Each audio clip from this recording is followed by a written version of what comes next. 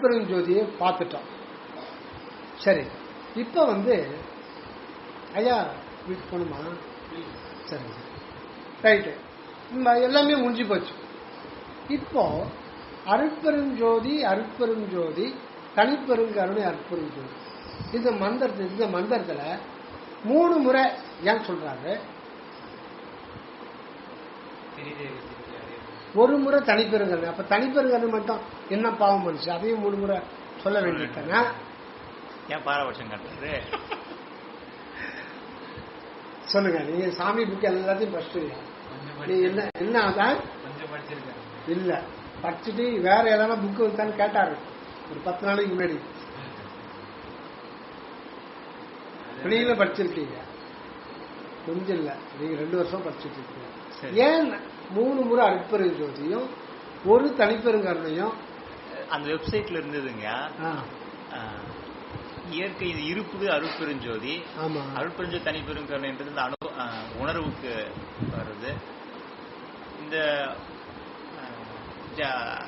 ஜடப்பொருளுங்கெல்லாம் இன்னொரு அருட்பெருஞ்சோதி அப்படின்னு. அருட்பெருஞ்சோதி அருட்பெருஞ்சோதி தனிப்பெருங்கருணை அருட்பெருஞ்சோதி அப்படின்னு இருந்தது. ஒரு அருட்பெருஞ்சோதி சத்து பொருளுக்கும், கடைசி அருட்பெருஞ்சோதி ஜடப்பொருளுக்கும், அருட்பெருஞ்சோதி தனிப்பெருங்கருணை இந்த உணர்வுக்கு அப்படின்னு சொன்னாங்க. இப்போ நீங்க புரிஞ்சுட்டு இருக்கீங்க, 10ஆம் கிளாஸ் பையனுக்கு புரிய வைக்கணும்னா இப்ப இவ்வளவு ஷார்ட்டா சொன்னா புரியாது. ஏற்கனவே சாமி கொடுத்த விளக்கத்தை அடியன் படிச்சிருக்கேன், ஆனால் நீங்க புரிஞ்சுக்கிறீங்கிறது எனக்கு புரியுது. ஆனா 10ஆம் கிளாஸ் பையனுக்கு இதை எப்படி சொல்லுவீங்க? நீங்க 10ஆம் கிளாஸ் பையனை நீங்க கிளாஸ்ல ஜாயின் பண்ணணும், அப்பதான் உனக்கு புரியும். 10ஆம் கிளாஸ் பையனுக்கு அந்த 8ஆம் கிளாஸ்ல எலிஜிபிலிட்டி வந்தது. 12 வயதுல இருந்து சுத்த சன்மார்க்கி ஆக முடியும். 12 வரலாறு சொல்றது. 12 வயது பையன் அப்ப 8ஆம் கிளாஸ் 7ஆம் கிளாஸ் முடிச்சு 8ஆம் கிளாஸ் பையன் நீ சுத்த சன்மார்க்கல பத்தி சொல்லலாம் அந்த மாதிரி. அப்ப 8ஆம் கிளாஸ் பையன் சொல்ல எப்படி சொல்லுவீங்க? சச்சிதானந்தம். கரெக்ட் சச்சிதானந்தம். இப்போ இந்த அருட்பெருஞ்சோதி அருட்பெருஞ்சோதி தனிப்பெருங்கருணை அருட்பெருஞ்சோதி இந்த மந்திரத்தை எப்போ வள்ளலார் சொன்னாரு? வள்ளலார் ஆண்டவர் சொன்னார். எப்ப சொன்னார்னா 1873 கடைசியில தான் அந்த மேட்டுக்குப்பத்துல சன்மார்க்க கொடியேற்றி எனக்கு ஆண்டவர் தெரிவித்தார் அப்படின்னு சொல்லிட்டு எல்லோரும் அப்பதான் அந்த மந்திரத்தை வெளிப்படையா சொல்றாங்க. வேற எந்த இடத்துல அது வராது, அந்த ஒரு இடத்துல தான் வரும். அதுவும் வள்ளலாருக்கு ஸ்பீச் கொடுத்தது, அவர் கைப்பட எழுதுதில்லை. ஆனா கேர்ஃபுல்லா எல்லாருமே நோட் பண்ணிக்கிட்டாங்க. நோட் பண்ணிட்டு ஒரு வார்த்தை கூட விடுபடாம இதெல்லாம் பார்த்துட்டு கரெக்டா பதிவு கொடுத்துருக்காங்க. அதுல ஒரு வார்த்தை கூட மிஸ் ஆகல, இடம் மாறி வரல, அது கரெக்டா வந்துச்சு சாமி சொன்னது. ஆனா இந்த அருட்பெருஞ்சோதி அருட்பெருஞ்சோதி தனிப்பெருங்கருணை மந்திரம் எப்படி எழுதணுன்றது அவங்களுக்கு யாருக்கும் தெரியல. அதைத்தான் சரவணானந்த சாமிக்கு வரலாறு சொல்றாரு. அவர் உணர்த்து அந்த வரலாறு உணர்த்து தான் சொல்றாரு. அது எப்படி எழுதணும்னா, ஏன் 3 முறை அருட்பெருஞ்சோதி போடணும், ஒரு முறை தனிப்பெருங்கருணை போடணும் நம்ம கேள்வி கேட்கறோம்ல, அவங்களுக்கு விளக்கம் கொடுக்கணும்னா அதுதான் சரவணானந்த சாமி மூலமாக வரலாறு கொடுக்குறாரு. முதல்ல ஒரு அருட்பெருஞ்சோதி என்ன, இது ஒரு அகண்டமான உண்மைய, கடவுள் உண்மைய மனிதனுக்கு விளக்க வருது. அதாவது கடவுளுடைய உண்மை முழுமையா எப்படி வெளிப்படுதுன்னா இந்த மாதிரிதான் வெளிப்படுதான். இது வள்ளலாருடைய அனுபவத்துல வர்றது. வள்ளலாருடைய அனுபவம் எப்படி இருக்குன்னா அருட்பெருஞ்சோதி அது தனி வருஷம். கடைசி 3 லைன்ல எழுதணுமா. முதல் லைன் அருட்பெருஞ்சோதி, கடைசி லைன் அருட்பெருஞ்சோதி, நடுவில் இருக்கிற லைன் அருட்பெருஞ்சோதி தனிப்பெருங்கருணை. ஏன் அதுதான்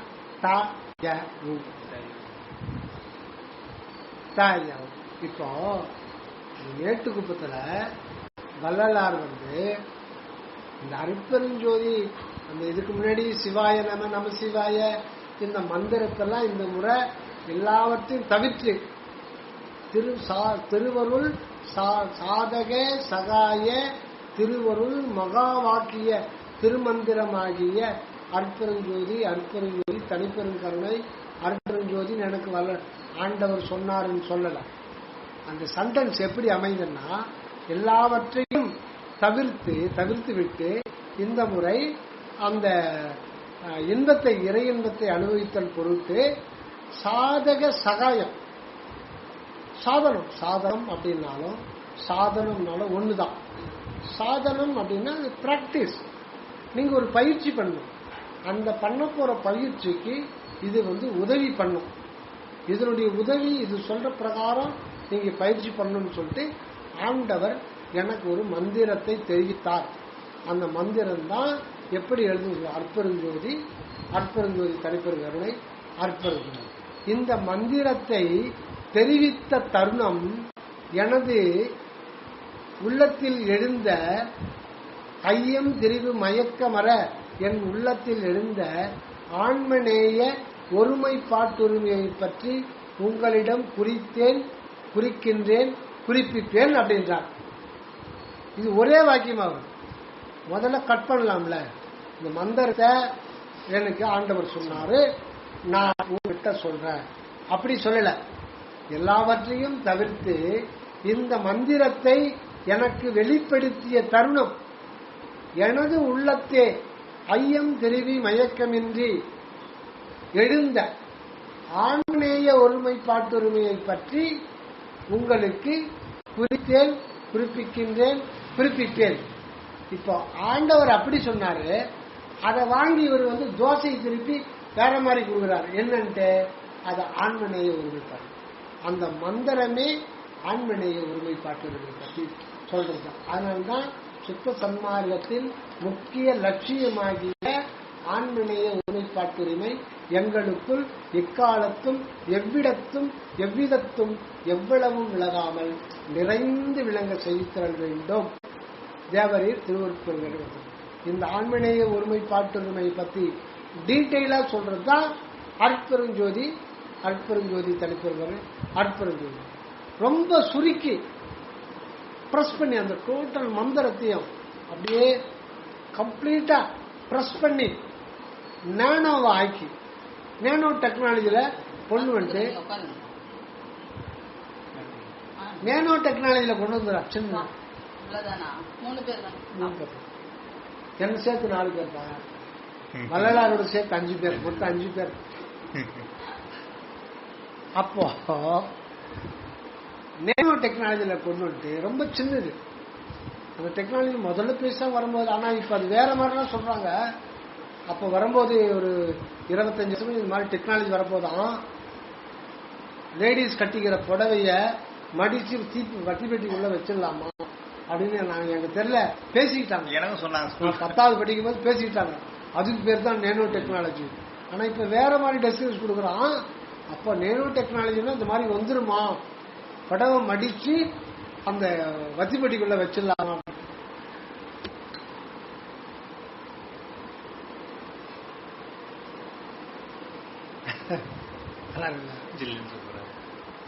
அந்த மாதிரி தயவுட்டார்.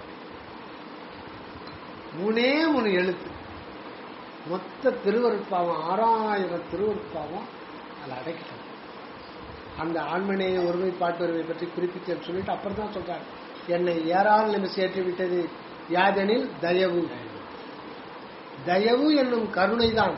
கருணை நானும் சொல்ற கருணை இல்லை, அது தனிப்பெரும் கருணை சொல்றாங்க. தயவு என்னும் தனிப்பெரும் கருணை தான் என்னை தூக்கிவிட்டது. அந்த தயவுக்கு ஒருமை வர வேண்டும். ஒருமை இருந்தால்தான் தயவு வரும். தயவு வந்தால் பெரிய நிலை மேல் ஏறலாம். ஒப்பற்ற தயவு உடைய பேர் அறிவே பூரண என்பது. அதுதான் பூரண. இவ்வளவு மொத்தம் பிரஸ் பண்ணி ஒரு பராகிராஃப்ல நம்ம முடிச்சுட்டு தயவுன்னு கொடுத்தாங்க. இந்த தயவை பத்தி தான் பெருமானார் இது பண்ணது 6ஆம் திருமுறையில் தான் அதிகமாகும். அப்புறம் தான் 1943 சரவண சாமிக்கு உள்ள வந்து அது 38 ஒரு முறை காட்சி கொடுத்துட்டாரு. 5 வருஷம் கழிச்சு வந்து நீ தயவு பத்தி சொல்ல ஆரம்பிச்சிரு. நான் இருந்து நான் இது பண்ணிக்கிறேன்னு சொல்லிட்டு அந்த தலைவர் அவரு எழுதினாரு சாமி 15,000 A4 ஷீட்ல. தோராயமா கம்மியா தான் கணிக்கிறேன். 15,000 A4 ஷீட்ல. ஏன் எனக்கு ஒரு கணிப்பு, ஏன்னா 1000 பக்கம் அகவல் உரை, 1000 பக்கம், ஆங்கிலம் அகவல் உரை 1000 பக்கம், இன்னொன்னு எழுதி வச்சிருக்காராம், அதுக்கு என்ன பேருன்னு தெரியல, 1000 பக்கம் ஆங்கிலத்துல. இது மட்டும் 3000 இருந்துச்சு. அவர் மொத்தம் 100 புக்கு இருக்காரு. இன்னும் வெளிவராதான் இருக்கு. இதெல்லாம் நான் மினிமமா ஜாஸ்தி சொல்லக்கூடாது. 15,000 பக்கம் எழுதியிருக்கேன் A4 ஷீட்ல. அப்படின்னா பார்த்துங்க எவ்வளவு இருப்பாங்க. எல்லாமே நான் எழுதலன்ட்டாரு. சாய் கணேஷ் ஒரு முறை வந்து அப்போ காலேஜ் முடிச்சிருக்காங்க, ஏதோ சாமி எழுதுற புக்கு அப்போ வெளியிட்டாங்க. அது படிச்சுக்கலாம் ஒன்றும் புரியல. புரியாம நேரம் அந்த புக்கு தூக்கி மதுரையிலேருந்து வந்துட்டாங்க. இப்போ யாரும் இல்லை. சாமி கூட 11 மணிக்கு வரும்போது யார் இருப்பாங்க? யாரும் இல்லை. பக்கத்தில் வந்து உட்காந்துட்டாரு. உட்காந்து சாமி பார்க்குறாரு. என்ன அது புக்கே இல்லை, நீங்க எழுதியிருந்தா சாமி அப்படிங்க. அப்படியா? அப்புறம் ஒரு நிமிஷம் மௌனம். ஏன் சாமி இந்த மாதிரி புக்கு உங்களை யாரு எழுதி சொன்னது? அவர் எழுந்த சுந்தரமூர்த்தி நாயனார் மாதிரி மண் தொண்டர், டப்பு டப்புன்னு ஸ்டூடெண்ட் இல்ல, அவர் வந்து அவரை வந்து சாமியா பார்க்கல, தன்னுடைய அப்பாவா பார்க்கறார். அவர் அப்பா ஸ்தானத்துக்கு மேல ஒரு சொந்தமா பார்த்துட்டு, ஏன் சாமி இதெல்லாம் யாரு உங்களை எழுதி சொல்றது? சாமி சிரிச்சுட்டாரா? ஏன் கேட்கறாரு? இல்ல சாமி, இந்த 1000 பிரதிகள் எவ்வளவு செலுத்தாலும் தெரியல, இது யாரானா படிச்சுட்டு யாரானா ஒத்தராவது வந்து சாமி இது எனக்கு புரிஞ்சுது சொல்லியிருக்காங்களா? சாமி பெருமாள் சிரிக்க மாட்டாங்க. சாமி சிரிச்சுட்டாரா? அப்பதான் சாமி சொல்றாரு, இது வந்து குமுதம், விகட, கல்கண்டு அந்த மாதிரி புத்தகம் கிடையாது. இது வந்து மற்ற இதுக்கு விளக்க உரை, நிறைய பேர் விளக்க உரை எழுதுவாங்க தேக நிலையிலிருந்து, அந்த மாதிரி இது கிடையாது. எல்லாத்துக்கும் மேல இது நான் எழுதுந்து கிடையாது. எல்லாத்துக்கும் மேல இது நான் எழுதுந்து கிடையாது. திருவருள் கொடுத்தது, நான் தொகுத்து நான் இதை கொடுத்துருக்கேன். அவன் தான் என் வேலை. புரியல? தியானத்துக்கு விருப்பப்பட்டிருந்தா வாங்கன்னு சொல்லிட்டு ஒரு ஐயா கிட்ட சொல்லியிருந்தோம். நேற்று ஒரு ஐயா கிட்ட சொல்லியிருந்தோம். அவர் வந்து தேர்ட் ஷிஃப்ட்ன்றதுனால வர முடியாத சூழ்நிலை. சொன்னீங்களா? ராத்திரி 11 மணில இருந்து காலைல 7 மணி வரைக்கும் ஷிஃப்ட்டுங்க அவருக்கு. ஐயோ, அதான் இங்க வர முடியாத சூழ்நிலை அப்படின்னு சொல்லி. ஆனா இப்ப போன் பண்ணி என்ன சொல்றாங்க, நான் வரேன், இன்னும் 10 நிமிஷத்துல வந்துருவேன் அப்படின்ட்டு. அப்படி போன் பண்ணாரா? இப்ப ஐயா தான் போன் பண்ணாங்க. மணி 11 இந்த 10 நிமிஷத்துல சொல்லிட்டீங்களா? சொல்லிட்டேன். 7 மணிக்கு ஷிஃப்ட் முடிச்சுட்டு சரி டயர்டா இருக்கணும். அப்போ போன் பண்ணிட்டு நம்ம நைட்டு போன் பண்ணாங்க 9 மணிக்கு. காலைல போன் பண்ண ஸ்விட்ச் ஆஃப்.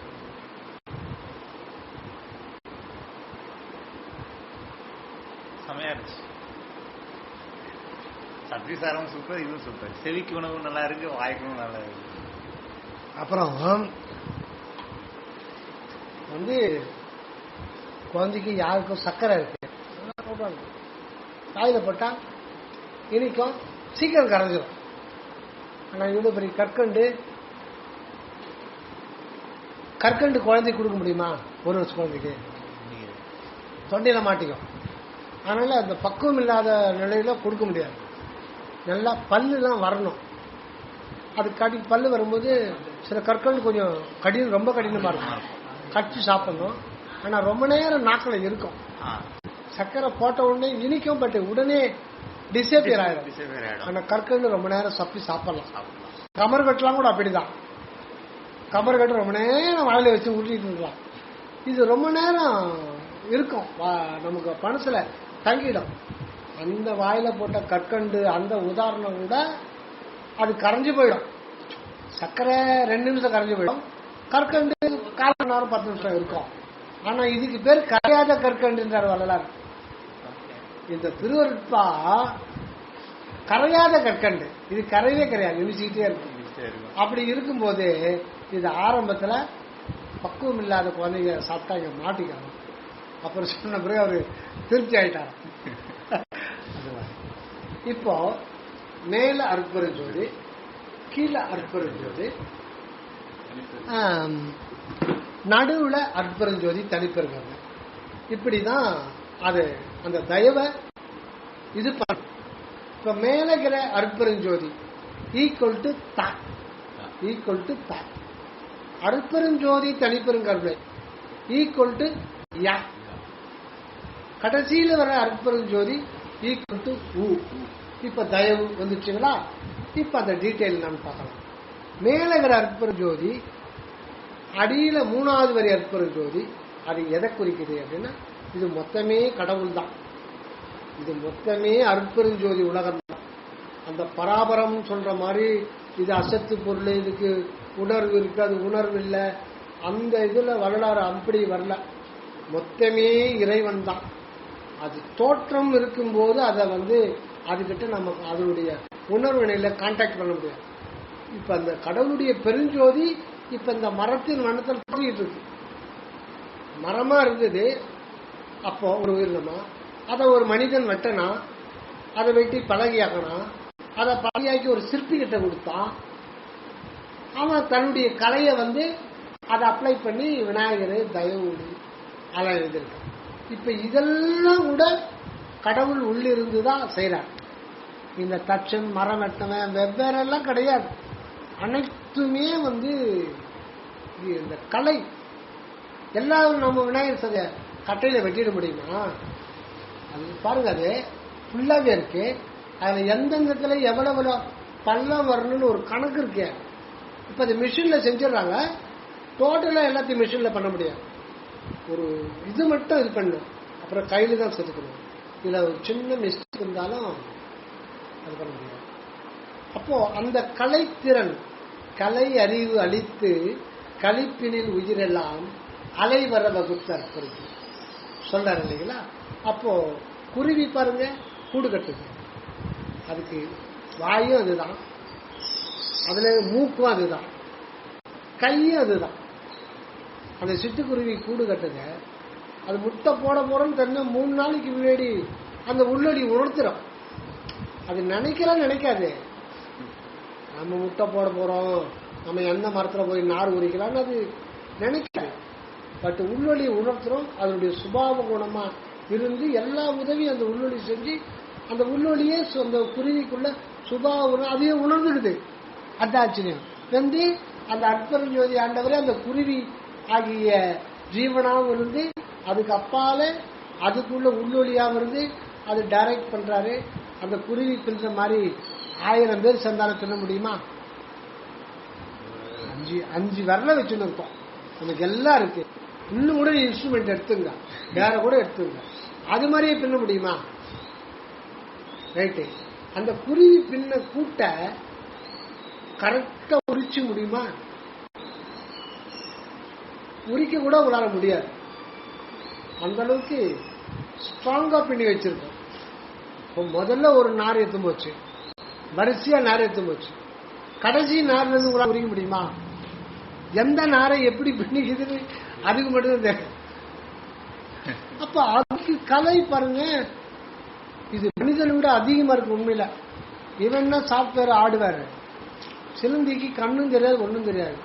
அது எவ்வளவு அருமையா அந்த சிலையை பின்னு அந்த டிசைன். ஆக ஒவ்வொரு உயிருக்கும் ஒரு ஆண்டவர் அந்த கலையை கொடுத்துடுறார். அந்த மாதிரி ஒரு கலை ஆண்டவர் கொடுத்துடுறாரு. இப்போ இந்த அது எதுக்கு சொன்ன இந்த அற்பெருஞ்சோதிய சொல்ல வந்து இதுக்கு இங்க வந்துச்சு, அது எதுக்கு சொல்லணும்னு தெரியல. அப்ப மேல இருக்கிற அற்பெருஞ்சோதி எதை குறிக்குதுன்னா இப்ப எல்லாத்தையும் மறந்துடுறோம். எப்ப இருக்குன்னா இந்த கீழே இருக்கிற அந்த பெருஞ்சோதி தான், அந்த பெருஞ்சோதி அற்பெருஞ்சோதி தான் தன்னை வெவ்வேறு பொருள்களாக, வெவ்வேறு பிண்டங்களாக, வெவ்வேறு பண்டங்களாக, வெவ்வேறு அண்டங்களாக தன்னை புறத்திலே உயிரினங்களுக்கு தோற்றம் காட்டிக் கொண்டிருக்கு. இன்க்ளூடிங் இந்த பாடி, இன்க்ளூடிங் மனம் கூட அந்த பெருஞ்சோதியில அடங்குன்றது தானே. அது கூட உள்ள இல்ல. இந்த பெருஞ்சோதி அபரம் இதெல்லாம் நம்ம பார்த்தோம் பாருங்க, இந்த பக்கத்துல தான் இருக்கு. ஆனா வள்ளலாருடைய இது பிரகாரம் தனித்தனியா பிரிக்காம அது உபய பக்கமும் ஒன்று என காட்டிய அபய சிற்றபை பார்த்திருக்கீங்களா? உபயம்னா இரண்டுன்னு அர்த்தம். நாணயத்துக்கு எப்படி ரெண்டு பக்கம் சேர்ந்தாதானே நாணயம் செய்ய முடியும்? அது மாதிரிதான் உண்மை என்ற ஒரு பக்கம் கடவுளுக்கு உள்ளவும், அந்த உண்மை தன்னைத்தானே விளக்கம் செய்வதற்காக தான் இவ்வளவு பெரிய பிரபஞ்சமும் உருவாகி இயக்கத்துல இருந்துகிட்டே இருக்கு. இது ரெண்டும் சேர்ந்துதான் அற்பெருஞ்சோதி. ஆக முதல்ல இருக்கிற அற்பெருஞ்சோதி உள்ள இருக்கிறது, வெளியில தோற்றம் காட்டுகிறது, அது ஒரு அற்பெருஞ்சோதி. இது உலகம். இந்த உலகத்துக்கு ஆதாரமா இருக்குது முதல்ல. அது எங்க இருக்குன்னா இந்த இடம் இருக்கு, இந்த வெட்டவெளி இருக்கு. இங்க இடம் இருக்கா? இங்க இடம் இல்ல. இங்க இடம் இருக்கா? இல்ல. இடம் இருக்கா? இங்க இடம் இருக்கு. இப்ப இங்க இடம் இருக்கு. இடம் இருக்கு. இப்போ இங்க இடம் இருக்கு, இங்க இடம் இருக்கு. இப்ப பாருங்க, இங்க கேப் இருக்குங்களா அந்த இடம். இப்ப அந்த இடம் எங்க? அந்த இடம் இப்ப எங்க? ஒன்னு மூவ் ஆயிடுச்சு, ஒன்னு ரிமூவ் ஆயிடுச்சு. அது என்ன? காத்து.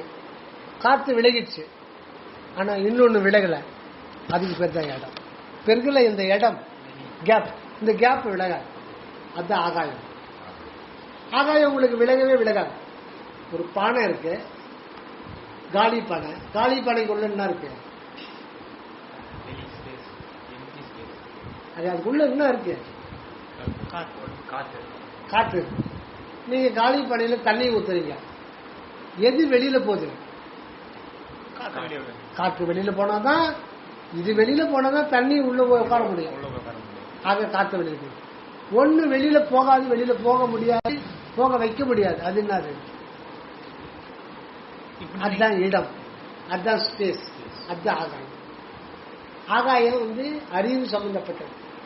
அப்ப இந்த இடம் தான் இவ்வளவு பெரிய பிரபஞ்சமும் விளங்குறதுக்கு இந்த இடம் இருக்கு.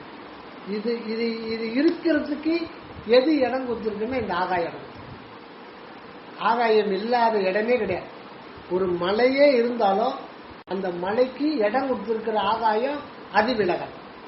ஏன்னா அது ஆகாயத்தில் தான் இருக்க முடியும். ஆகாயத்தில் தான் இருக்க முடியும். இருக்க முடியாது. அந்த ஆகாயம் விலகல். இந்த ஆகாயம் அதுக்கு உள்ளீடம். அதுக்கு பேரு பூதாகாயம் தான். இப்ப இதுக்கு பேர் பூதாகாயம். இதையும் கண்ணால பார்க்க முடியாது, இதையும் கண்ணால பார்க்க முடியாது. ஆனா இந்த பூதாகாயம் சொல்றோம் இல்லைங்களா, இப்போ இது இருக்கு. இதுல கோடிக்கணக்கான அணுக்கள் இருக்கு. இதுல என்ன கார்பன், ஹைட்ரஜன், இந்த மாதிரி. இது சிந்தட்டிக் ஆர்டிபிஷியல் பொருள். இது அநேகமா இது பெரும்பாலும் இதுல மெட்டல் இருக்காது. இதுல சில கேஸ் காம்பினேஷனை இம்ப்ரெஸ் பண்ணா இதுல கார்பன் அதிகமா இருக்கும். இது பெரும்பாலும் பெட்ரோலியம் ப்ராடக்ட் அந்த மாதிரி இதுல இருந்து கொண்டு வர்றாங்க. அதை கொண்டு இந்த மாதிரி ஒரு மெட்டீரியலை உருவாக்குறாங்க. இதுல இது சிந்தட்டிக் ஆர்டிபிஷியல் தான். இதுல காற்று அணுக்கள், கார்பன் அந்த மாதிரி ஒரு அணுக்கள் தான் இதுல அடங்கியிருக்கு. இப்ப அதே மாதிரி இந்த ஆகாயம் நம்ம கண்ணுக்கு தெரியல. ஆனா உண்மையில நாம ஆகாயத்தை காட்டுன்னா சின்ன பையன்கிட்ட வானா நாங்க போய் காட்டுறோம். அது காற்று மண்டலம். அதுல இந்த சூரிய ஒளி படும்போது அதுல ஷார்ட் வேவ் லெங்த் அந்த உடையது அந்த நீல நிறம். அது டிஸ்ட்ரிபியூட் ஆகி அந்த காற்று அணுக்கள்ல நமக்கு நீல நிறமா தெரியும். ஒரு 500 கிலோமீட்டருக்கு மேல போயிட்டோம்னா அது இப்ப இருக்கு பாருங்க. இதுக்கு எதனா கலர் இருக்கா? கிடையாது. எந்த கலர்? இதுதான் ஆகாயம். உண்மையில இப்படிதான் ஆகாயம். இங்கிலீஷ்ல சொல்லணும்னா ஆகாயத்துக்கு ஸ்பேஸ். இன்னொரு வார்த்தை sky. Indian space research organisation தான் சொல்றானே தவிர இந்தியன் ஸ்கை ரிசர்ச் ஆர்கனைசேஷன் சொல்றானா? ஏன்னா ஆகாயம்ன்றது நம்ம சின்ன பிள்ளைகளுக்கு அது தருது அப்படின்னு சொல்றோம். ஸ்பேஸ் சொன்னா கூட புரியாது. ஸ்கை நான் காமிப்போம். ஆனா ஸ்பேஸ்ன்றது கரெக்டான வேர்டு.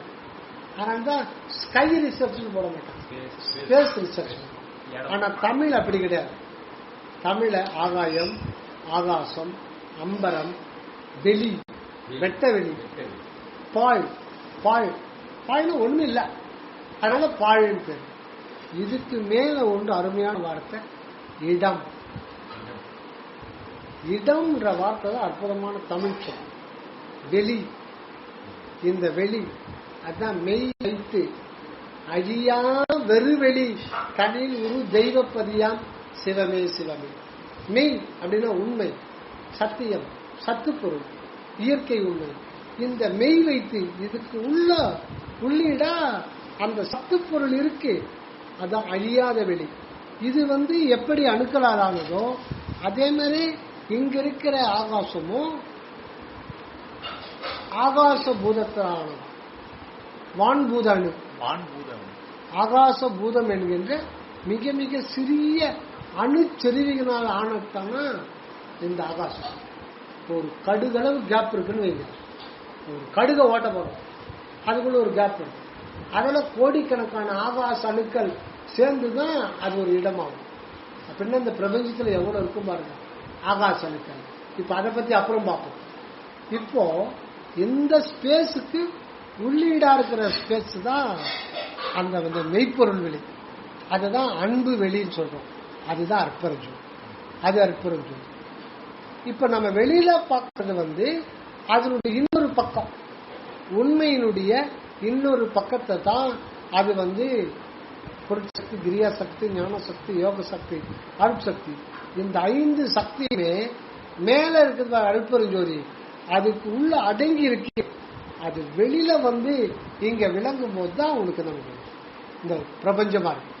அதுல 5 தொழில் கலந்துட்டு ஆக்கல், காத்தல், அழித்தல், மறைத்தல், அன்பல். அது இல்லாம நிலம், நீர், நெருப்பு, காற்று, ஆகாயம், இப்படி எல்லாமே 5 இருக்கு. ஆக மேல இருக்கிற அருட்பெருஞ்சோதி தான் உள். கீழே இருக்கிற அருட்பெருஞ்சோதி கடை. அந்த 5 ஐம்பூத செயலாலான இந்த உலகம்.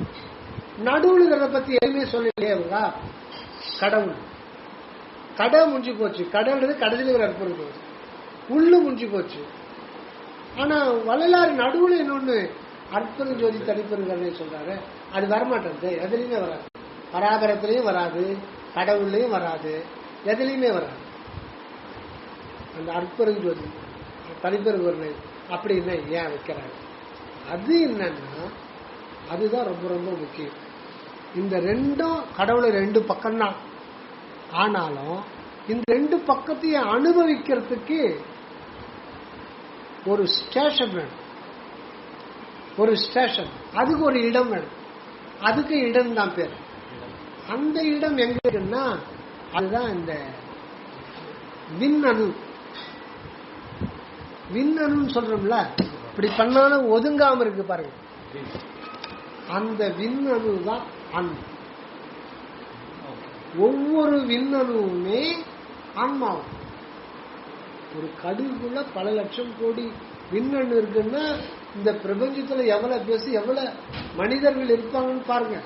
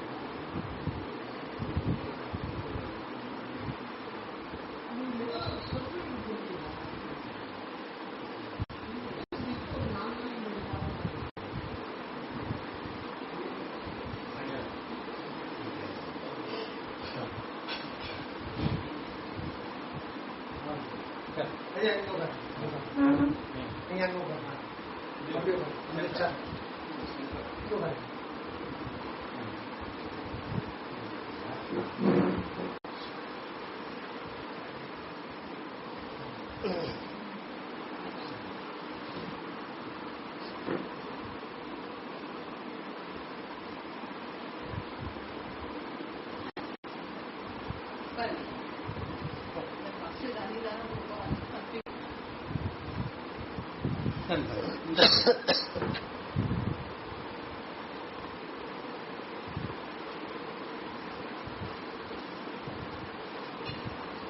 அந்த விண் அணுதான், அதில்தான் ஆண்டவர் தன்னுடைய அகத்தையும் புறத்தையும் வெளிப்படுத்துறார். விலங்கியில் வச்சு தன்னை தானே அனுபவிக்கிறார். அந்த ஒரு நிலை தான் விண்ணணு. ஒவ்வொரு விண்ணணு இதெல்லாம் நடந்திருக்கு. அந்த விண்ணணுக்குள்ளத்தான் அற்பெருஞ்சோதி தனிப்பெருங்கருணையா ஆண்டவர் தன்னை வெளிப்படுத்துறார். அந்த ஒரு விண்ணணு எடுத்துக்கிட்டா அதை நம்ம பார்த்தோம், ஒரு கடுகை ஓட்ட போறோம்னு வைங்க, அது ஒரு கேப், ஒரு ஸ்பேஸ் வரும். அதுல பூதாகாசம் தான் இருக்கு. அந்த ஆகாசத்துல கோடிக்கணக்கான விண் அணுக்களுடைய செறிவு தான் நமக்கு பூதாகாசமா இருக்குன்ட்டு வரலாறு 170 வரிகள்ல இந்த 5 பூதங்களுடைய உண்மையெல்லாம் சொல்லியிருக்காரு. யாரும் வரல அந்த மாதிரி சொல்றாரு. அப்போ அதுதான் சரவணந்த சாமியோட விளக்கம் கொடுக்கிறார். அந்த விண்ணணுவை எடுத்துக்கிட்டா அதுல 3 பகுதிகள் கொண்டதுதான் விண்ணணு. அந்த விண்ணணு அனாதியாவே இருக்கு. அதுதான் கடவுளுக்கு divine experience centre. Divine experience centre, கடவுள் அனுபவ அருள் அனுபவ வாழ்வு நிலையம்தான் ஆன்மா. அதுதான் அதுதான் ஐயா, அதுதான் எறும்பு. அதான் அப்ப கடவுள் அனுபவ வாழ்வுக்கு வர்றார், தன்னையே தான் அனுபவிக்கார். அப்ப நேரடியா வரலாறு மாதிரி எல்லாருமே வந்துடலாமே, அங்கதான் பிரச்சனை. அங்க என்ன கடவுளுக்கு பிரச்சனை? நமக்கு தான் 1000 பிரச்சனை இருக்கு, கடவுளுக்கு பிரச்சனை இருக்க உண்டு. கடவுளுடைய பிரச்சனை நமக்கு பிரச்சனையா வருது. ஏன்னா அனுபவம் மட்டும் 0 ஆரம்பம். அவரு பூரணமானவர் தான், அவரு பூரணமான இருப்பு நிலை கொண்டவர் தான், அதே மாதிரி பூரணமான அருள் தன்மை கொண்டவர் தான். ஆனா அந்த அருள் தன்மை அனுபவம் வரணும்னா ஒரு உணர்வுல வெளிப்படுத்தணும். அந்த உணர்வு ஜீவனா வசிக்கணும். அந்த ஜீவன்ல அந்த அனுபவம் 0 தான் வரும். இதுதான் சரவணந்த சாமி சொல்றது. அது 0 ஆரம்பிக்கணும். அது இயற்கை ஒன்றும் பண்ண முடியாது. அப்ப 0 ஆரம்பிக்கும் போது அதுக்கு முதல்ல புல் பூண்டுக்குது. புல் பூண்டுக்குன்னா தொட்டா தெரிஞ்சுக்கணுன்றது நமக்கு தெரியணும் இல்லையா? நமக்கு எப்படி தெரியும்? அதுக்கும் கடவுள் ஒரு ஏற்பாடு பண்றாரு. தொட்டா சிலிங்கிற ஒரு வகை கொடுக்குறார். அதை வச்சுக்கிட்டு தான் ஓஹோ செடி கொடி மரம்லாம் தொட்டா தெரிஞ்சுக்கும் போலக்குதுன்னு அப்பதான் நமக்கு தெரியுதுலன்னு நமக்கு தெரியாது. அப்படி தொட்டோம்னா நாங்களாம் 6ஆம் கிளாஸ் சேரும்போது ஏரி கரைக்கு மேல போயிடும். அந்த கரை ஓரத்துல அங்கங்க இந்த தொட்டா சிலிங்க ஒரு 30-40 பசங்க ஏரி ஃபுல்லா தண்ணி இருக்க கடவாசலுக்கு வச்சுக்கோம். இந்த தொட்டா சிலிங்க ஆராய்ச்சி படத்துக்கு வந்துடும் ஒரு 20 பசங்க. அது ஒரு 4 பேரா கும்பல் உள்ளாக்கணும். அது ஒரு ஆச்சரியம். இந்த லீவு நாள்ல அது தொட்டா முடிக்கும். அது பியூட்டி இல்ல, ஒரு செடி அப்படி டப்புன்னு தட்டினா மொத்தம் முடிக்கும். ஆனா மெதுவா ஒரு இது மாதிரி இருக்கும். அதுல எப்படி மரத்துக்கு கிளை இருக்குதோ அத மாதிரி ஒரு இது லீஃப் வரும். அந்த லீஃப் அப்படி தொட்டீங்கன்னா ஃபுல்லா முடியும். அப்புறம் நாங்க தனியா ஒரு 2 பேர் தனியா ஆராய்ச்சி பண்ணோம். என்னன்னா ஒரு சின்னதா குச்சி எடுத்துக்கிட்டு அதுல ஒரு இலை இருக்கு இல்லையா, அந்த லீஃப்ல ஒரு இலை அதை மட்டும் மெதுவா டச் பண்ணா அது மட்டும் மறந்து. அப்ப அது எவ்வளவு சென்சேஷன் இருக்கு பாருங்க. இதுதான் அனுபவம். முதல் அனுபவம் ஆண்டவருக்கு அந்த ஜீவன்ல தொட்டார் தெரிஞ்சுக்கிறாங்க. இப்படிதான் அந்த இது வருது. அப்போ அந்த சர்க்கரை கதையை நான் மறந்துட்டேன். அந்த வெட்ட வெளியில சர்க்கரை இருக்கு. வெட்ட வெளியில ரொம்ப காலமா இருக்கு அந்த சர்க்கரை மேல. சர்க்கரையினுடைய தன்மை இனிப்பு. ஆனா சர்க்கரை அதனுடைய சுவையை அதுவே அனுபவிக்க முடியுமா? அதுக்கு இன்னொரு ஆள் தேவைப்படும். ஆனா அந்த இடத்துல ஆளே இல்லை. அப்ப ஒரு ஆள் தேவைப்பட்டாதானே அது இருக்கிறதுக்கு பிரயோஜனம். அப்புறம் சிருஷ்டிக்கு அப்புறம் நெடுநாள் எவ்வளோ காலம் கழிச்சு அந்த வழியா ஒரு எறும்பு சிற்றெரும்பு அது நேர வாசனையை பார்த்தும் போது சர்க்கரை கிட்ட போய் அதை கடிச்சு சுவைத்து அந்த சர்க்கரை இது சாப்பிட்ட சர்க்கரை அது வயிற்றுக்குள்ள போயிடுச்சு. ஆனா உணர்வுல அது அனுபவமா வருது. அப்பதான் அது ஆனந்த தருது. அதே இதுதான் நாம இங்க அப்ளை பண்றார் கடவுள். கடவுள் மட்டும் இருந்தாருன்னா அவருக்கே பிரயோஜனம் இல்லை. ஆனா அவர் அனுபவிக்கிறதுக்கு ஜீவன் தேவைப்படுது. ஏன்னா ஜீவன்றது ஒரு உணர்வு. அந்த உணர்வையும் கடவுள் புதுசா படைக்க முடியாது. நீ எதை படைச்சாலும் இங்கிருந்து தான் எடுத்து படைக்கணும். அவருடைய சத்து பொருள் எடுத்துதான் படைக்கணும். வேற எங்கேயும் படைக்க முடியாது. தன்னில் இருக்கிற அந்த சத்து பொருளை வச்சுக்கத்தான் சித்தையை உருவாக்க முடியும். ஆக தானே அந்த சித்தா வர்றார். அந்த எறும்பா தன்னை தானே அனுபவிக்கிறார். அதே இதுதான் இறைவனை இப்ப நாமெல்லாம் தன்னைத்தானே அனுபவிக்கிறதுக்காக கொஞ்சம் முந்திக்கிட்டு இருக்கோம். அந்த ஒரு இது. அப்புறம் இந்த அற்பெரும் ஜோதி தனிப்பெரும் கருணை என்றதான் அந்த விண்ணணு. இந்த விண்ணணு பாருங்க. அப்போ இந்த பிரபஞ்சத்துல எத்தனை கவுண்டிங் பண்ண முடியுமா? இப்போ இதுவரையில 800 கோடி மனிதர்கள் தான் இப்ப இருக்கிறாங்க. இந்த 800 கோடி மனிதர்களுடைய எல்லாம் யாருன்னா அந்த விண்ணணு தான். அந்த ஒரு விண்ணணு தான் நீங்க இருக்கீங்க. சரி, அந்த ஒரு விண்ணணுக்கு 3 பகுதி உண்டாம். அந்த அது சேர்த்துதான் ஓம் பேர். ஒவ்வொரு விண்ணணுவுக்கும் ஓம் அப்படின்ற பேர். ஏன்னா அந்த ஓம்னா அது ஆ உ இம்னு 3 பகுதிகளை கொண்டதுதான் அந்த விண்ணணு. இது இப்படியே திருப்பணும். ஆ உ இம் அப்படிதானே படிக்கிறோம். ஓம் ஆவு இம் ஆவு இம் ஆம் சொன்னா ஓமன் மாறும். ஆனா அது ஆக்சுவலா இப்படிதான் வரும். இம் ஊ ஆ இப்படிதான் வரும். உள்ளுந்தா அது வருதான். இப்ப அந்த விண்ணணுவுக்கு 3 பகுதி இருக்கு. ஒரு பகுதி ஆன்றது ஆகாசத்துக்கு இருக்கு. அது பூதாகாசம். அந்த பூதாகாசமா அது இருக்கு. இது கடைநிலை. கடைநிலை இது பூதாகாசம் இங்க இருக்க. அதுக்கு அடுத்த பகுதி நமக்கு தெரியாது. அந்த பூதாகாசத்துக்கே தெரியாது. இதுதான் பாசம். பதி பசு பாசம் விண்ணணுல அடங்கியிருக்கு. இந்த உண்மையை யாரும் இதுவரையில சொன்னது இல்லை. வள்ளலார் தான் முதல்ல இதை சொல்றாரு. இதை தெளிவா நமக்கு விளக்கம் கொடுக்கிறது சரவணானந்த சாமி தான். இதுக்கு அடுத்த ஒரு நிலை தான் உயிர். அது ரெடியா இருக்கே. ஆனா அதுக்கு அனுபவம் இன்னும் வரல. அனுபவம் இல்லைன்னா தன்னுடைய இருப்பை தானே அறிய முடியாது. இப்போ ஒரு உதாரணம். அனுபவம் இல்லைன்னா தன் இருப்பை தான் அறிய முடியாது. ஆக தன் இருப்பை தான் அறியாத நிலையில் தான் அது இருக்கு. அதுதான் உணர்வு. உணர்வு என்கின்ற ஜீவன் இருக்கு. அதுதான் ஆன்மா. ஆனா அதனுடைய அறுப்பை அதுவே அறிய முடியாம அது சித்தாக இருந்தும் இது ஜடம் போல் தான் அது இருக்கலாம். இருந்தும் இல்லாம இருக்கு. ஏன்னா அதுக்கு இன்னும் அனுபவத்தை கொடுக்கல. அனுபவத்தை கொடுக்கணும்னா இந்த கடையில் இருக்கிற அந்த பூதம் இருக்குல்ல, ஆகாச பூதம், அது மாற்றம் அடையணும். அது பல மாற்றம் அடையணும். அது வாயு பூதமா மாறி வாயு பூதமா மாறும்போது தான் அது ஒரு அணுவா உதயமாகும். ஹைட்ரஜன் அணுவா உதயமாகும்.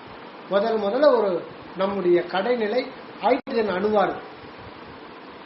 இந்த ஆகாச பூதத்திலிருந்து சர்வ சதா காலமும் மின்காந்த சக்தி வெளிப்பட்டுக்கிட்டே இருக்கு. இதுக்குள்ள மின்காந்த சக்தி இருக்கு. Electro magnetic waves. ஆனா இப்பதான் 150 வருஷம் முன்னாடி கண்டுபிடிச்சிருந்தான். ஆனா அது எப்பவுமே இருக்கிறது. அந்த மின்காந்த சக்தின்றது எப்பவுமே இருக்கு. இப்போ செவ்வாய் கிரகத்துக்கு எத்தனையோ கோடி மைல் இருக்கு. இங்கிருந்து அனுப்பிச்சிடறான். அந்த மின்காந்தனுடைய வேகம் ஒரு செகண்டுக்கு 3 லட்சம் கிலோமீட்டர். இப்ப செவ்வாய் கிரகத்துக்கு செயற்கைக்கோள் அனுப்பிச்சு அந்த செயற்கைக்கோளுக்குள்ள ஒரு ரோபோவை வச்சு அந்த ரோபோவுக்குள்ள ஒரு கேமரா வச்சு செயற்கைக்கோள் அங்க இறங்கின பிறகு இங்கிருந்து கமாண்ட் கொடுக்குறான் ரோபோவை இறக்கிறதுக்கு. இந்த கமாண்ட் அங்க போய் சேர்றதுக்கு 1 மணி நேரம் கூட ஆகும். ஏன்னா அவன் நேரம் பயணிக்கணும். அந்த எலக்ட்ரோ மேக்னெட்டிக் வேவ்ஸ் இவன் கொடுக்குற மெசேஜ் எடுத்துக்கும். இது கொண்டு போய் அங்க அவங்ககிட்ட அந்த மெஷின்ல சேர்த்து அது கம்ப்யூட்டர்ல ஆக்டிவேட் ஆகி அப்புறம் அந்த ரோபோவை அந்த ராக்கெட்ல இருந்து இறக்கும். இதுக்கு இவன் பண்ற வேலைக்கு எல்லாம் அந்த எலக்ட்ரோ மேக்னெட்டிக் வேவ்ஸ் இல்லைன்னா இங்கிருந்து ஒயரா போட்டுருக்கான். ஒண்ணுமே இல்லையா? ஒயர்லெஸ் அது இயற்கையாவே இருக்கு.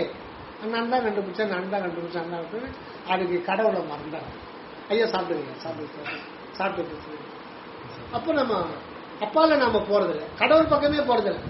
அதை கண்டுபிடிச்சா அதை ப்ரூவ் பண்ணிட்டான். நான் கண்டுபிடிச்சேன், நான் இப்பதான் கண்டுபிடிச்சேன். அடே அது பாவி, அது எப்போதும் தான் இருக்குடா, அண்ணாதி காலமா இருக்குடா, அதுக்கு ஆதாரமாகுது, அதை கண்டுபிடிச்சேடா. அதெல்லாம் ஈர்க்கப்பா, கற்பனை எல்லாம் பண்ணாங்க, ஈர்க்க அதோட முடிச்சு. ஆக இந்த கடைநிலை ஆகிய அந்த பூத சக்தி வாயுவா மாறி, தீ அணுவா மாறி, அப்புறம் நீர் அணு மாறி மண் அணுவா வரணும்.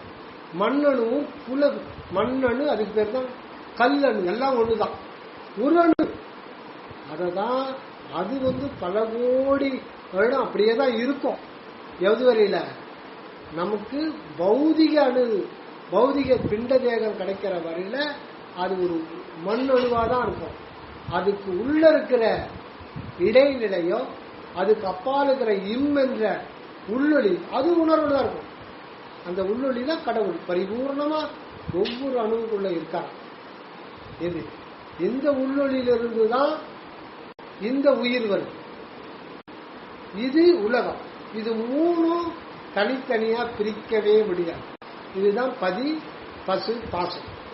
இந்த பூத சக்தியா, விண்பூத சக்தி ஆன்மா இருக்கிற இடத்துலதான், ஆன்மாவை சூழ்ந்துதான் இது இருக்க முடியும். இது தனியாலாம் இருக்க முடியாது.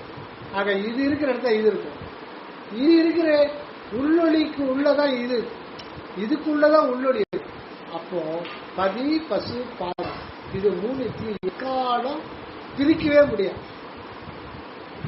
இதுதான் இந்த உள்ளொளி தான் நமக்கு அந்த தலைக்கு நடுவில். அந்த ஜீவன் தான் இந்த உடம்பு ஃபுல்லா ஆற்றல் வடிவத்துல, அது ஒரு சூக்கும வடிவில் நமக்குள்ள இருக்கு. இந்த கடைநிலை தான் அந்த கல்லணு நிலையிலிருந்து இப்ப டப்புன்னு பல லட்சம் கோடி செல்கள் ஆகி அது ஒரு பிண்டமா நமக்கு மரமா இருந்து இப்ப மனிதனா வருது. ஆக மொத்தத்தில் நாம அந்த ஒரு விண்ணணு தான். ஆனா இவ்வளோ பெரிய இந்த பிண்ட உடல் நமக்கு எத்தனையோ கோடி கோடி கோடி கோடி ஆண்டுகளுக்கு முன்னாடி ஒரு கல்லணுவா தான் இருந்தது. அதைத்தான் மணிவாசகர் பாடுறார், கல்லாய் மனிதராய். கல்லுன்னா நம்ம ஒரு இவ்வளவு பெரிய பாறாங்கல் நினைச்சுக்கிறோம், அது கிடையாது. அதுக்குள்ள பல கோடி கோடி கோடி கோடி ஆன்மாக்கள் இருக்கு. ஒரு கல் அணு, அந்த ஒரு கல் அணுவா நாம இந்த புதையுண்டு கடந்தோம். அப்பெல்லாம் உணர்வு கிடையாது. அந்த அணுத்துவ நிலை நீங்கி அதுக்கு பதில் அந்த பூத சக்தியை சூழ்ந்து பல கோடி செல்கள் வந்துருக்கு. செல்கள்ன்றது பல அணுக்கள் சேர்ந்தா செல்கள் ஆகும். அப்ப அந்த செல்லுக்கே ஒரு உயிர்த்தன்மை வந்துருக்கு. அப்பதான் அது அந்த அது உயிர் அதை கலக்க முடியும்.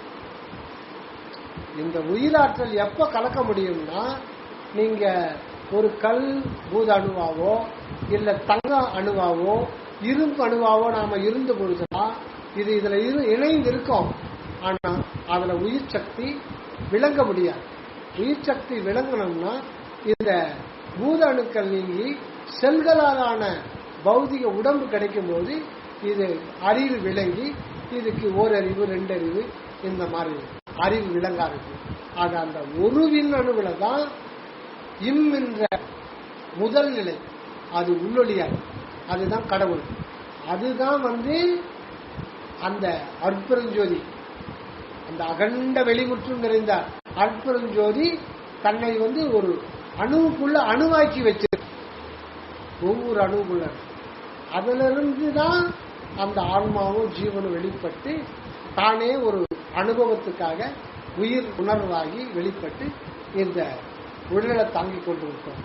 இந்த ஒரு நிலையில தான் அந்த விண் அணுவுக்கு உள்ளத்தான் இந்த நம்ம தலைக்கு நடுவுல அருட்பெரும் ஜோதி தனிப்பெரும் கருணையா தன்னை வெளிப்படுத்தி கொண்டு தானே ஒரு மரணமில்லா பெருவாழ்வில வாழ வந்திருக்கிறார் இறைவன்.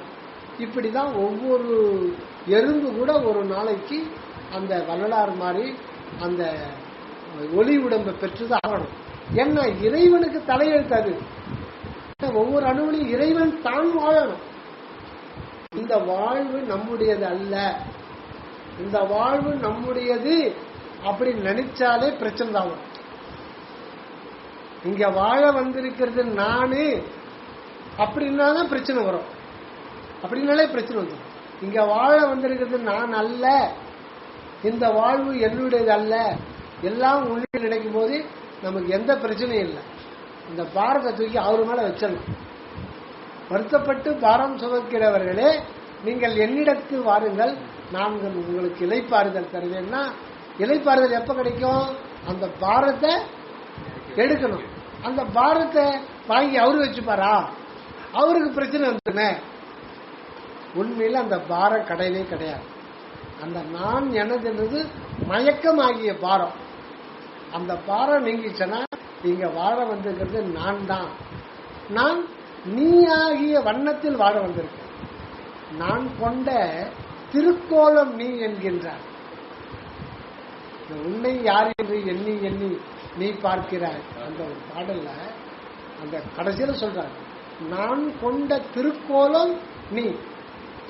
ஒரு சின்ன ஏழப்பட்டவன் எங்க ஊர்ல அது நடக்கும் வருஷத்துக்கு ஒரு முறை. இப்பெல்லாம் என்ன எடுத்துக்காங்க, 40 வருஷத்துக்கு முன்னாடிலாம் 10 வருஷமா நடக்கும். ஜாத்திரை நடப்பாங்க, ஊர் ஜாத்திரை. அதுல யானை வர வைப்பாங்க. காஞ்சிபுரத்துல இருந்து நடந்தே வந்துடும். குதிரையா அது அரக்கம் தந்து வந்துடும். அப்புறம் நிறைய தேர், மாட்டு வண்டிகளை ராமர் வேஷம், அர்ஜுனன் வேஷம், சிவன் பார்வதி இந்த மாதிரி வேஷம். கடைசியில பஜனை வரும். முதல்ல யானை தான் வரும். அந்த யானையில மேல ஒரு வீடு மாதிரி, அரண்மனை மாதிரி சின்ன, அது அம்பேரின்னு சொல்லுவாங்க. அந்த யானை ஒரு நாளைக்கு முன்னாடியே வந்துடும். அதை கட்டி அதில் யார் உட்காருவாங்கன்னா ராஜா மந்திரி வேஷம். ராஜா மந்திரி அதில் யார் உட்காருவாங்கன்னா, ஊர்ல யாருக்கு 5-6 வருஷம் குழந்தை பிறக்காது இருக்கும் அவங்க காசு கட்டிட்டு அதில் உட்காருவாங்க. எல்லாம் முன்னாடியே ஒரு வருஷத்துக்கு முன்னாடியே புக் பண்ணுவாங்க. இந்த 2000 அப்பதான் விலை கம்மி தானே, 1000 ரூபாய் கொடுத்துட்றேன். குழந்தை பிறந்துடும். அது எப்படின்னு தெரியல, அது ஒரு நம்பிக்கை. யானையில பிறந்து பிறந்துடும். அது ஒரு நம்பிக்கை தான். நம்பிக்கை தான் அது கடவுள். மந்திரி அதை விட கம்மியா கொடுப்பாரு. அதுதான் ஜாத்திரைக்கு ஃபேமஸ். அந்த வேஷம், ராஜா வேஷம் போட்டு அதனால இந்த விளக்கு வச்சிருவாங்க. அப்ப டியூப்லைட் இல்ல, இந்த பெட்ரோமாக்ஸ் விளக்கு 4-5 தொங்க விடுவாங்க. ஜொகஜோதி அது மிளிரும். அந்த மாதிரி எதுக்கு சொல்ல வந்தது, எதுக்கோ சொல்ல வந்த, அது எங்கேயோ போயிடுச்சு. அது நான் திருக்கோலம் அந்த வேஷம் எடுக்கிறது. அந்த 4 மணி நேரம் 5 மணி நேரம் ஆகும் அது ஊர்வலம் வரத்துக்கு. அந்த 4 மணி நேரம் தான் அவன் ராஜா. அப்புறம் தறி நேச்சாதான் ராஜா. இல்லைன்னா பூஜா தூக்கி எங்கேயால ஒவ்வொரு வீட்டம் போக வேண்டியதுதான். ஆனா இந்த திருக்கோலம், ஆண்டவர் போட்டிருக்க திருக்கோலம் நிரந்தரமான திருக்கோலம் நீயாக வந்துகிட்டு இருக்க. நான் கொண்ட திருக்கோலம் நீ. மனிதா, நீ உன்னை வேறாக நினைச்சுக்காத. நான் தான் வாழ்வு நிலைக்கு வர்றேன். அகண்ட வெளியில எனக்கு வாழ்வு இல்லை, நான் இருக்கேன். ஆனா நான் பரிபூர்ணமானவன் தான். எல்லா பெருமையும் எனக்கு இருக்கு. ஆனா அதை நான் அனுபவப்படுத்தணும். நீ தேவைப்படுற, நமக்கு கடவுள் தேவைப்படுறாரு. அது ரொம்ப 100% உண்மை, வேற வழி கிடையாது. அவரு வரலாறு ஒரு பாடல சொல்லுவாங்க, உங்களை தொட்டாலும் தோடமுறும், ஆனாலும் மேல் விட்டாலும் கதி இல்லை. நான் யாருக்கிட்ட போய் சொல்ல போறேன்? புலால் சாப்பிடாதேன்றது முதல் அடிப்படையான லட்சியம். பிராமின் வீட்டில் போய் புலால் சாப்பிட சொல்லிட்டு இருக்க முடியுமா? சாப்பிடாத வீட்டில் தான் போய் நமக்கு அர்த்தம் சொல்ல முடியும். அதனால தொட்டாலே தோடமுறும், மேல் விட்டாலும் கதி இல்லை. நான் போய் சொல்லணுமே, எனக்கு நான் நீ இல்லை, எனக்கு பழப்பு இல்லையே. அதனால உங்ககிட்ட தான் நான் வரணும். அதனால கடவுள் நமக்கு தேடப்படுறாரு எல்லோருக்கும் தெரிஞ்சது. ஆனா கடவுளுக்கு நாம தேவைப்படுறதா நம்ம அறியாது இருக்கின்ற. கடவுளுக்கு நாம தேவைப்படுறது நாம இதுவரை தெரியாத ஒரு ரகசியம். சொல்ல மாட்டேன், அவர் வந்தா வெளியில சொல்ல மாட்டேன். இறைவான எனக்கு தேவைப்படுறோம். ஆனா உண்மை என்னன்னா அவர் வாழறதுக்கு நாம தேவைப்படுறோம். அதுதான் உண்மை. அதனால பிரச்சனை நமக்கு இல்ல, அவரு பிரச்சனை தான். இப்ப வந்து வயிற்று வலி நமக்கு வருதுன்னா அவரு தான் அவஸ்தைப்படுறாரு. இன்பமும் துன்பமும் இல்லாம அது மேல்நிலையில, அது வேற. அந்த இடத்துல அந்த போட்டிக்கு இந்த புற உலக இன்ப துன்பங்கள் உள்ள நுழையிறதுக்கு அனுமதியே கிடையாது. அங்க தனித்து இருப்பார். ஆனாலும் அங்க வாழ்வு கிடையாது. ஆனா வாழ்வுன்னு வரும்போது தான் வாழ்க்கையில பல பிரச்சனை. அதனால்தான் இல்லானேன்னு சொல்லி முடிச்சுட்டு புதுசா வைக்காம உள்ளானேன்றார். உள்ளானே வருதுங்களா? அப்போ இங்க நாம துன்பத்தை அனுபவிக்கிறோம்னா அது யார் அனுபவிக்கிறது? இறைவன் தான் அனுபவிக்கிறது. ஒரு ஆசிரமம், அந்த ஆசிரமத்துல ஒரு மகான், அங்க ஒரு 100 சீடர் இருக்காங்க. அங்க ஒரு பேட்ச் பேட்சா வருவாங்க. அங்க எல்லாரும் பர்மனண்டா தங்க மாட்டாங்க. தங்க வச்சா நான் வேலைக்கு போக மாட்டேன், நான் வந்து கோயிலே இருந்துக்கிட்டேன், அதை கடமை செய்ய மாட்டேன் அப்படின்வாங்க. இப்ப நிறைய பேர் அப்படித்தான் இருக்காங்க. அதனால பர்த்தி விட்டுருவாங்க. ஒரு மாசம் பிராக்டிஸ் பண்ணிக்கோ, உட்காந்து தனியா உட்காந்து தியானம் பண்ணு, தோத்திரம் பண்ணு, சாப்பிடு, பொண்ணு எல்லாத்தையும் அந்த ஆசிரம மகான். அப்புறம் அனுப்பிட்டு வேற பேட்சுக்கு இருந்தது. நீ ஒரு 6 மாசம் இருந்து மறுபடியும் டைம் வச்சா ஒரு 10 நாள் தான். நிரந்தரமான தங்கக்கூடாது. பர்த்தி விட்டுருவாங்க. சோம்பேறி ஆகிற வேலை போய் ஒழுங்கா உன்னுடைய கடமையை செய், உண்மையிலேயே நிலைச்சிக்கோ, உண்மையை பற்றிக்கோ, கடமையை விடாது செய் அப்படின்னு சொல்லி அனுப்பிச்சுடுவாங்க. திடீர்னு ஒருத்தர் 101வது ஒருத்தர் வந்து சேர்ந்துட்டார் ஸ்ரீடர். ஒரு அந்த வாரம் ஃபுல்லா வந்து இறைவன் எல்லா மாணவர் இந்த டாபிக் தான் ஓடி.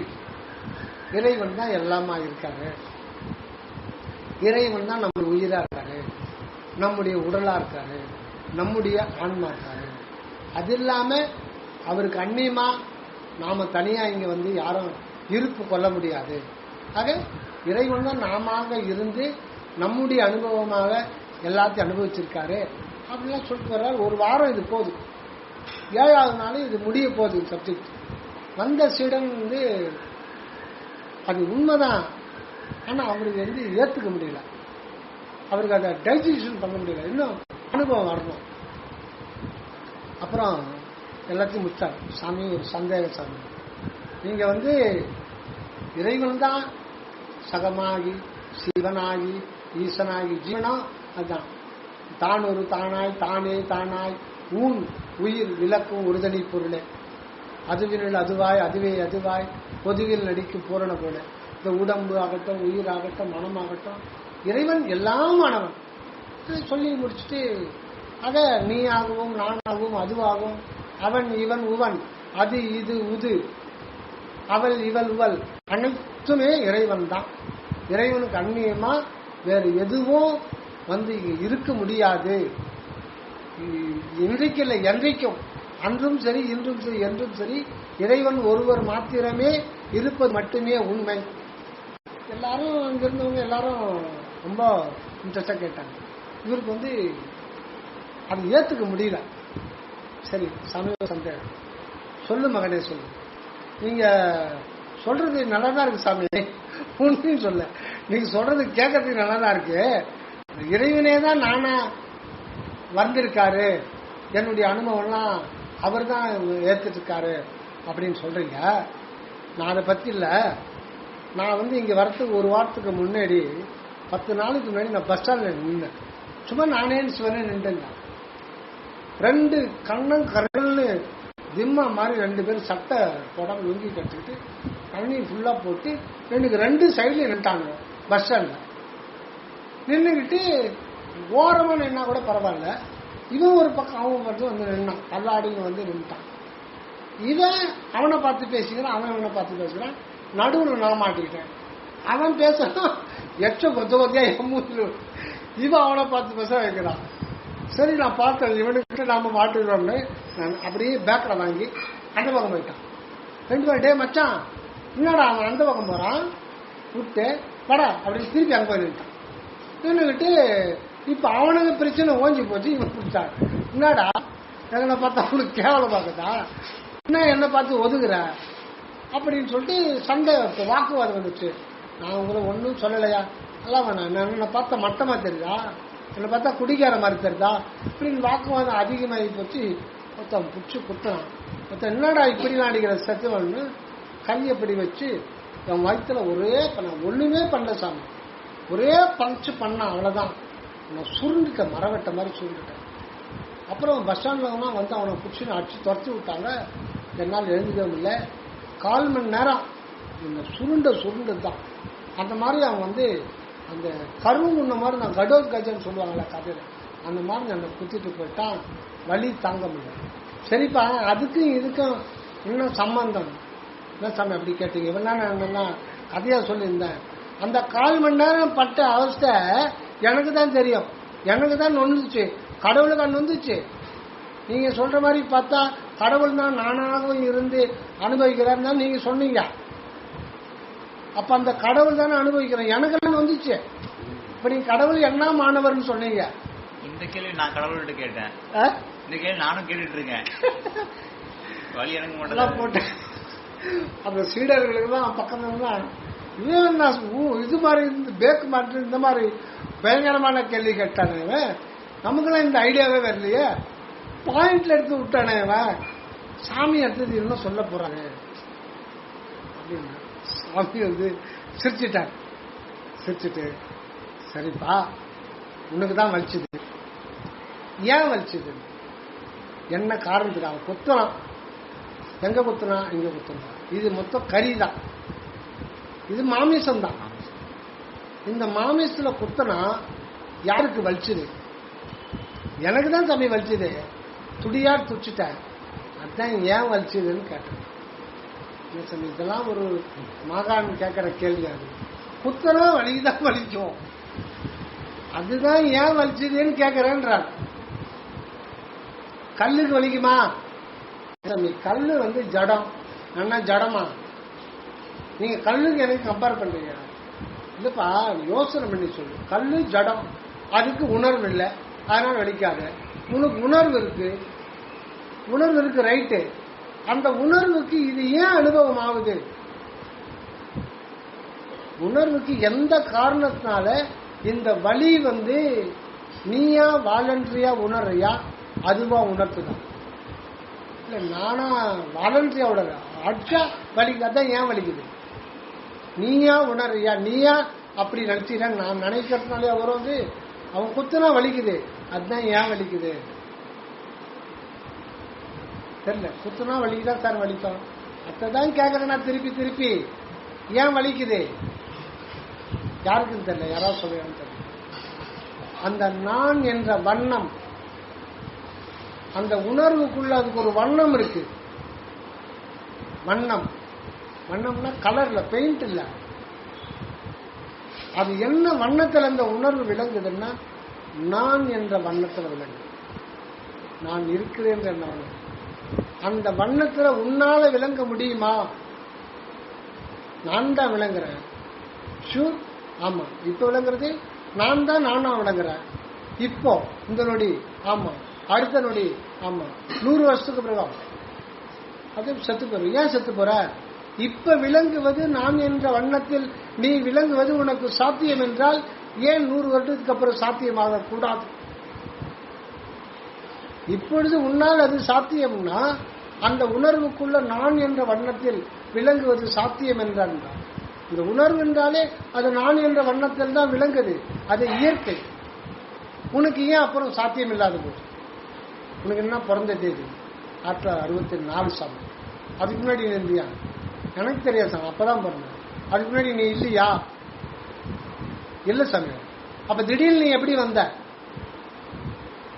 திடீர்னு எப்படி? அம்மா அப்பா வந்து சாப்பிட்டாங்க, அந்த சாப்பாடு ரத்தமாச்சு, மஜ்ஜையாச்சு, எலும்பாச்சு, எல்லாம் போக 95% மலமாச்சு. அதுல இருந்து ப்ராசஸ் ஆகி ஸ்பெர்ம் வந்துச்சு, உணவுல இருந்து ஸ்பெர்ம் வந்துச்சு. அவங்களுக்கு வந்து உங்க அம்மாவுக்கு வந்து கருமுட்டையா வந்துச்சு. இது உணவு தான். அந்த ரெண்டு சேர்ந்து நீ ஏன் வந்த? நீ அது ரெண்டு சேர்ந்து ரைட்டு, ஒரு பாடி வந்துச்சு. பாடி வந்துட்டு போகுது, இதுக்குள்ள நீ எதுக்கு வந்த கேட்டா ஒன்றும் சொல்ல முடியல. சரி, ஏதோ வந்துச்சு, ஒரு உயிர் வந்து உணர்வு வந்துச்சு, அதுக்குள்ள நான் என்ற உணர்வோட நீ ஏன் வந்த? நீ வந்தியா? அப்ப நீ வந்தன்னா இதுக்கு முன்னாடி இல்லைன்ற, இப்ப திடீர்னு அம்மா அப்பா வந்தன்னா அந்த உணர்வு உங்க அம்மா அப்பா புகுத்துனாங்களா? இல்ல. ஸ்பெர்ம் செல்லியே அவங்க உருவாக்க முடியாது. அவங்க சாப்பிட்றதுக்கு மரம் கழிக்கிறதுக்கு மட்டும்தான் அவங்களுக்கு தெரியும். காமம் வந்தா புரிஞ்சு கொடுக்கும், அதுதான் தெரியும், வேற ஒன்றும் தெரியாது. இல்ல நமக்கு சந்ததி வேணும் அதுக்காக செய்யறாங்க தவிர வேற ஒன்றும் அவங்களுக்கு கருப்பையில கை கால் முளைக்க செய்யறதோ, சிறுமுள்ள பெருமுள்ள முகலத்தை வளர செய்யறதோ, கிட்னி நுரையீரல் இதயத்தை உற்பத்தி பண்ண செய்யறதோ அவங்களுக்கு அது சம்பந்தம் இல்லை. இல்ல எனக்கு தெரியுமா, நான் கருப்பைக்குள்ள எங்க அம்மா வயிற்றுல இருக்கும்போது கை காலம் முடிச்சது எனக்கு தெரியுமா, எங்க அப்பாவுக்கு தான் தெரியுமா? தெரியாது. அப்படி இருக்கும்போது இல்லாத ஒரு நிலையிலிருந்து இருக்கிற நிலைக்கு, அதுவும் நான் என்ற உணர்வோட நீ எப்படி வந்த? புரியல சார். அப்ப எல்லாம் ஆனவர் ஆண்டவர் ஒத்துக்கிறியா? இல்ல சாமி, எனக்கு நீங்க சொல்றது ரைட் தான், ஆனா அதை என்னால் ஒத்துக்க முடியல, அதை என்னால் ஒத்துக்க முடியல. உனக்கு வலிக்கிறதுக்கு காரணமே அந்த பரம்பொருள், அந்த அகண்ட வெளிமுற்று நிறைந்த அந்த முதல்ல இருக்கிற அர்த்தம் ஜோதி இருக்கு இல்லைங்களா, அது தன்னை ஒரு அகண்டத்தை அணுவா பிரஸ் பண்ணும்போது அந்த தான் என்றது நானாதான் மாறுது ஆட்டோமேட்டிக்கா. உணர்வு நிலைக்கு வரும்போது அது நான் வந்தாதான் அது அனுபவிக்க முடியும். அனுபவம் என்பது நான் என்ற வண்ணத்தில் இருந்தாதான் எதையும் அனுபவிக்க முடியும். அந்த நான் என்ற வண்ணத்தில் இருப்பதனால்தான் உனக்கு வலிக்குது. இந்த வினாடியும் சரி, எந்த வினாடியும் சரி, அந்த நான் என்ற வண்ணத்தில் விளங்குவது அந்த சத்து பொருள். ஆனா அது தன்னை காட்டாது. தன்னை காட்டாது நீயாக விளங்கி கொண்டிருக்க. அப்பதான் உனக்கு ஓரளவுக்கு புரிஞ்சுது அந்த ஒரு. அதனால தான் அற்புதம் அற்புதம் தனிப்பெரும் கண்ண அற்புதம் சொல்லுங்க. உங்களுடைய கருத்து சொல்லுங்க.